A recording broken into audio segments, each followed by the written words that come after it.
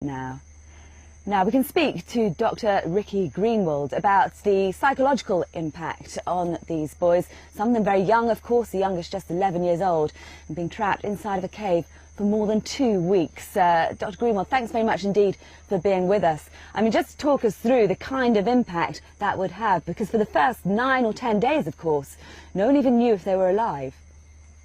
Yeah, okay, well, first of all, everybody's going to be different.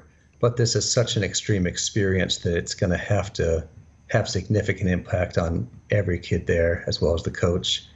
Of course, they will have felt that they were going to be alone and dead and not rescued. And then there's people showing up and they're still not rescued. So all the fear and hopelessness and all kinds of thoughts of self-blame and everything else, when they come back, there are going to be considerable challenges. For one thing, they're going to have survivor guilt. We've already lost one rescuer. We don't know how the rest is going to go. So those who do survive are going to have to deal with the fact that at least one person did not. Of course, the first focus is on survival, rescue, medical treatment, etc. But then they've got to come back to their lives. And it's kind of like somebody coming back from combat to their lives, that you can see the same places and the same people, but you're not the same person, and so it doesn't feel the same anymore. And so these kids are going to be coming back home, and they may not feel at home.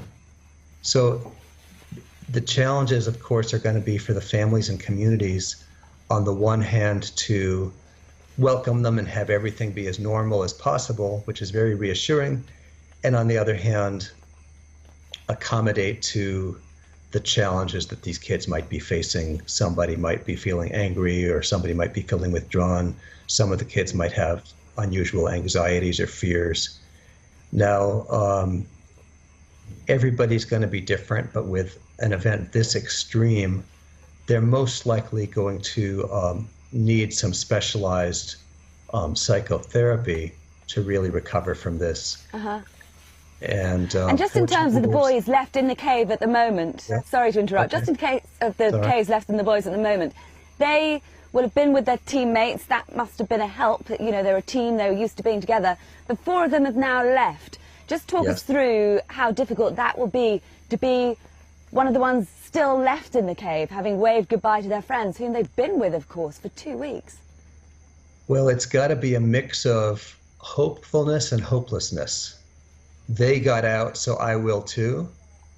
And probably at the same time, they got out, but I'm still here. And so it just drags out the ordeal of what's going to happen. And Dr. Ricky Greenwald, thanks so much. You're welcome. For being with us. Apologies, bit of delay on the line there. I didn't mean to cut you off. Thank you so much. Very good to hear from you. We will, of course, have much more from the cave here in northern Thailand as that cave rescue gets underway. It should resume within the next few hours. We'll bring you all the latest.